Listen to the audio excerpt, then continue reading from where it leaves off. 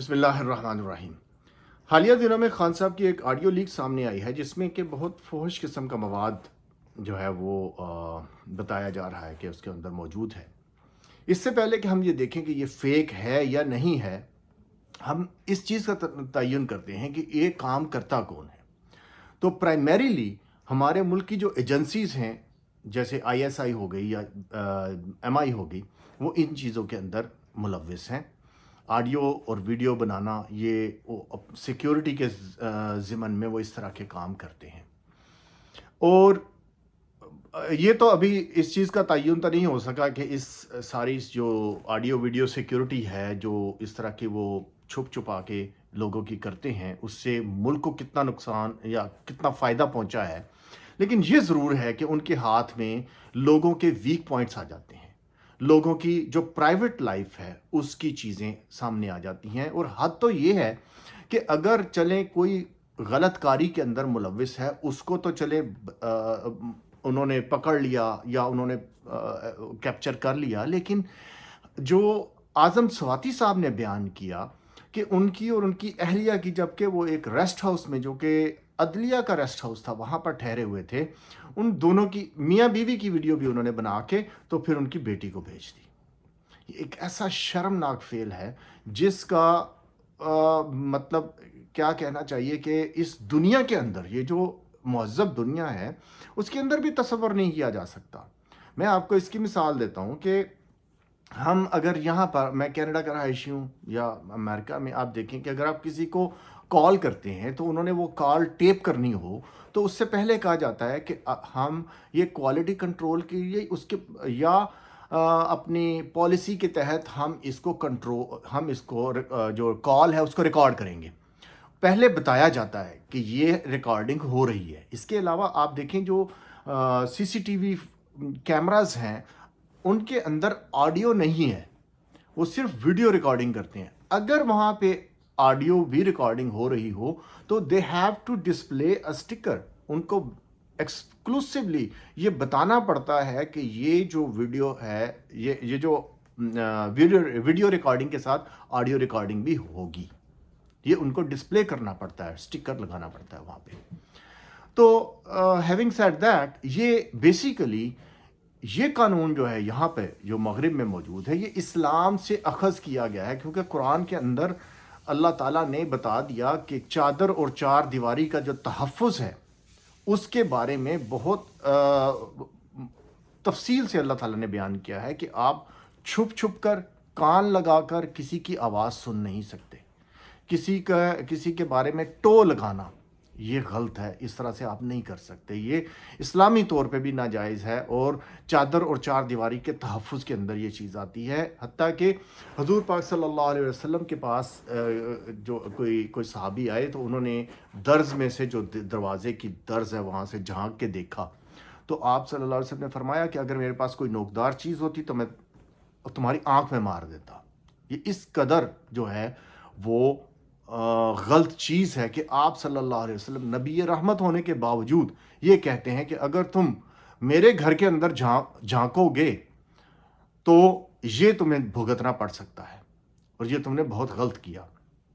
تو یہ چادر اور چار دیواری کے تحفظ کے اندر آتا ہے۔ اگر ایجنسیز چلیں ہم مان لیتے ہیں کر بھی رہی ہیں، تو ان کو اگر ان کے پاس کسی کی کوئی اس طرح کی غلط ایکٹیویٹی پہنچ جاتی ہے، کوئی غلط کاموں میں ملوث ہے، تو کیا ان کا یہ کام ہے کہ ان کو ڈیفیم کرنے کے لیے اپنے پاس رکھ چھوڑیں، اور کبھی بازو مروڑنے کے لیے یا اس کو ڈیفیم کرنے کے لیے اس طرح سے چھوٹی سی لیک کر دیں، کبھی ویڈیو کبھی آڈیو چھوڑ دیں مارکیٹ کے اندر، اور تماشا دیکھتے رہیں کہ اب عوام اس کے بارے میں کیا کہتی ہے، میرے جیسے لوگ یا باقی لوگ جو ہیں وہ اس کے اوپر پروگرامز کرتے رہیں؟ کیا ریاست جس کو یہ سارے ہمارے ادارے سنبھال کے بیٹھے ہوئے ہیں اور اس کے ٹھیکیدار بنے ہوئے ہیں، کیا ان ٹھیکیداروں کا یہ کام ہے کہ وہ اس طرح کی چیزیں، اس طرح کا مواد پہلے اکٹھا کریں گے؟ پہلے حاجی ہوتا تھا، اب حافظ آ گیا ہے، نام ان کے دیکھیں، کام ان کے دیکھیں، اور مطلب ٹائٹل دیکھیں، حاجی پہلے تھا، اب ہے جناب حافظ، اور کرتوت آپ دیکھ لیں کہ یہ حاجی بھی یہ چیز باہر نکالنے سے ڈر رہا تھا، وہ صرف ذکر کرتا تھا، لیکن یہ ماشاءاللہ حافظ آیا ہے اور اس نے آ کے یہ جناب گند سارا جو ہے نا وہ باہر کر دیا ہے نکال کے۔ اپنے تھیلے سے. تو بہت افسوس کا مقام ہے، خاص طور پر اس ریاست کے اندر جو اسلام کے نام کے اوپر بنی ہو. ہمارے جو ارباب اختیار ہیں وہ اس چیز کے جواب دہ ہوں گے. حضور پاک صلی اللہ علیہ وسلم کا ارشاد ہے کہ تم میں سے ہر کوئی حاکم ہے اور اس سے اس کی حاکمیت کے بارے میں، اس کی رعیت کے بارے میں سوال کیا جائے گا. تو یہ جو ٹھیکیدار بنے ہوئے ہیں، انہوں نے سیاست دانوں کو ایز اے پپٹ یوز کیا ہوا ہے، لیکن اصل حاکمیت جو ہے ہمارے اداروں کے ہاتھ میں ہے.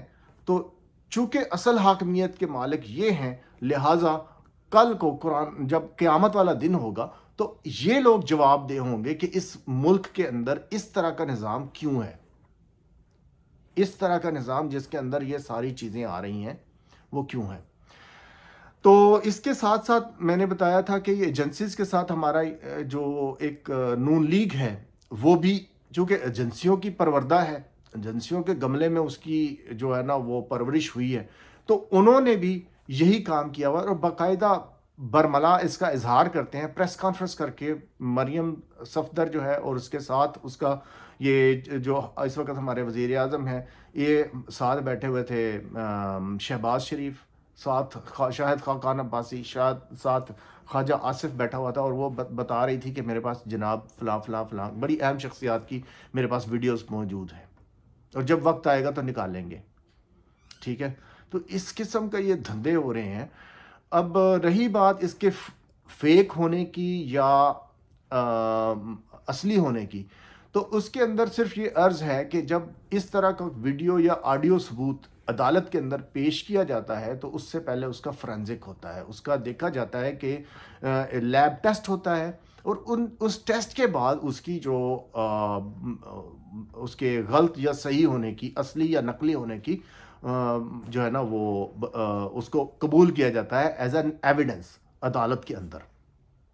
اور اس کے ساتھ ساتھ جب یہ چیز اس طرح کی مارکیٹ میں آتی ہے تو ایجنسیز کے جو پروردہ ہوتے ہیں وہ فٹافٹ اس انفارمیشن کو کیپچر کر لیتے ہیں، اس کے اوپر پروگرامز شروع کر دیتے ہیں، اس کے اوپر جناب علی وہ جس پرپز کے لیے وہ لیک کی جاتی ہے تو وہ اس کے اوپر چل پڑتے ہیں اس کو لے کر.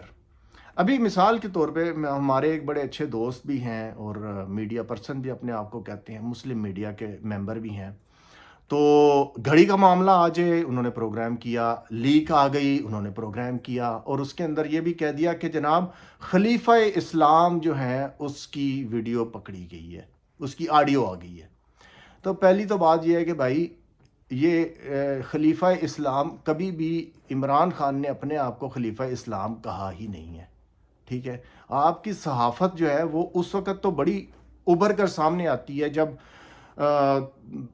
13.25 ارب روپے کے اثاثے سامنے آتے ہیں، ایف آئی اے کی رپورٹ آ جاتی ہے، تو آپ کہتے ہیں نہیں نہیں میں نے یہ سارے سنبھال کے رکھے ہیں، ابھی میں نے اس کے اوپر پروگرام نہیں کرنا، بلکہ میں کیا کروں گا، اس کو پہلے میں ٹیسٹ کرواؤں گا کہ یہ واقعی صحیح ہیں یا نہیں.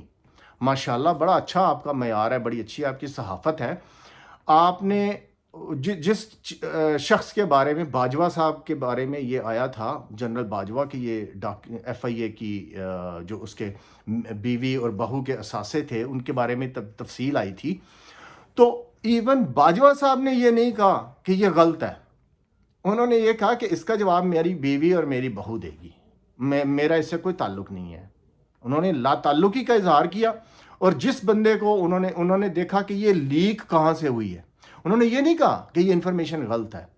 تو آفرین ہے میں میرے دوستوں کے اوپر جو اٹھ کے پروگرام کرنا شروع کر دیتے ہیں اور یہ جانے بغیر کہ یہ اصلی ہے یا نقلی آڈیو لیک، اس کو اب کوئی ضرورت نہیں ہے کیونکہ عمران خان کے اوپر آئی ہے نا، تو اب کوئی ضرورت نہیں ہے یہ جاننے کی کہ یہ فیک ہے یا یہ ریئل ہے.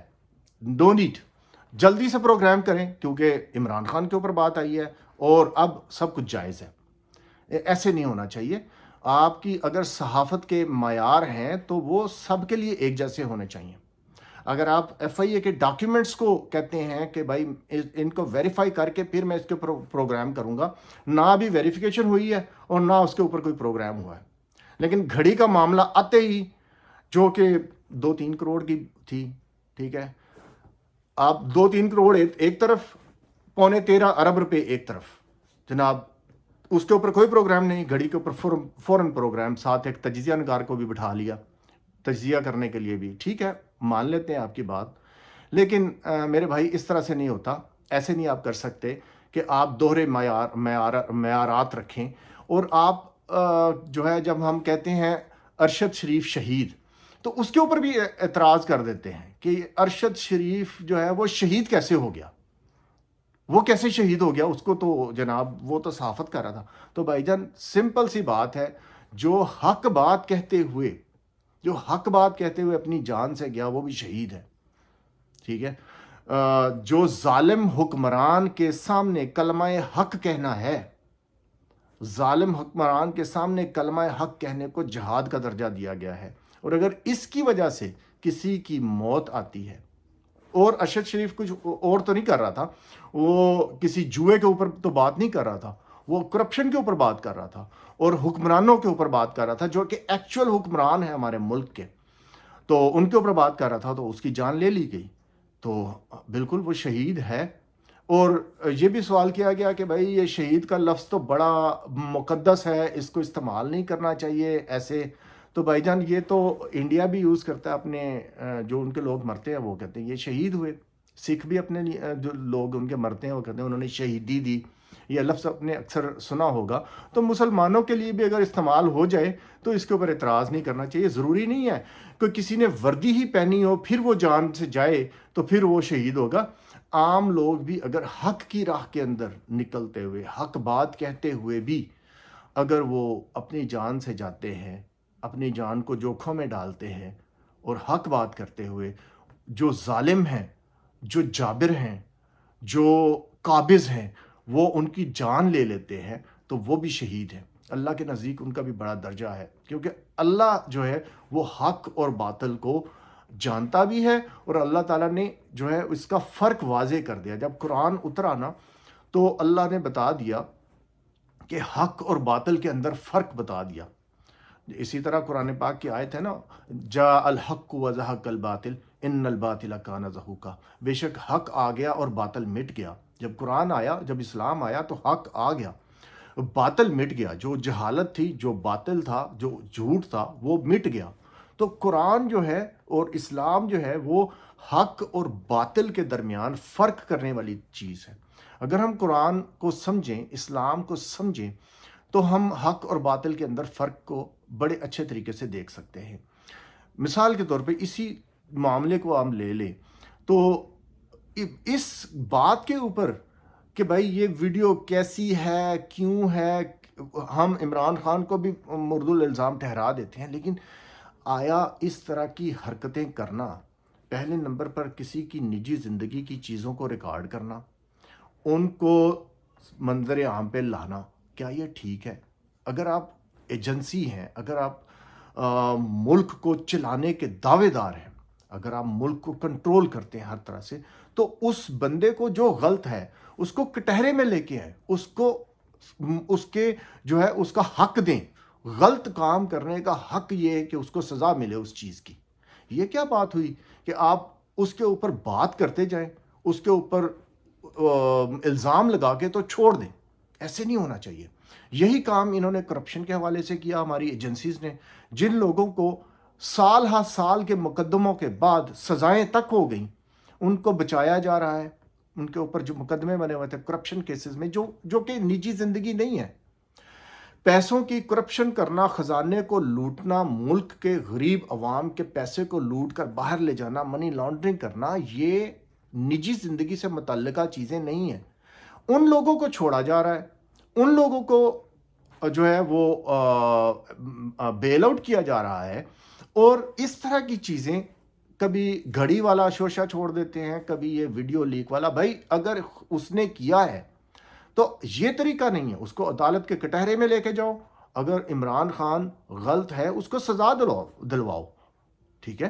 تو اس کا یہ طریقہ نہیں ہے، یہ نہ اسلامی ریاست کے اندر زیب دیتا ہے اور نہ ہی مہذب دنیا کے اندر. آپ دیکھ لیں جب جو امریکہ کے اندر جب اس کے پریزیڈنٹ کے اوپر یہ بات آئی، ایک اسی طرح کا جنسی الزام لگا، تو اس کا مواخذہ ہوا. یہ نہیں کیا گیا کہ اس کو جناب الزام لگا کے تو چھوڑ دیا گیا، اس کو پورا اس کے اوپر ٹرائل ہونے کے بعد پھر اس کو چھوڑا گیا۔ تو ہمارے ملک کے اندر یہ جو ایجنسیز کا کھیل ہے، یہ کھیل یا تو آپ اس کو منطقی انجام تک پہنچائیں، اگر نہیں پہنچا سکتے تو یہ گندے کام چھوڑ دیں۔ اس سے پاکستان کی بدنامی بھی ہو رہی ہے اور ہمارے اداروں کی بدنامی بھی ہو رہی ہے۔ یہی میرا آج کا پیغام ہے۔ السلام علیکم۔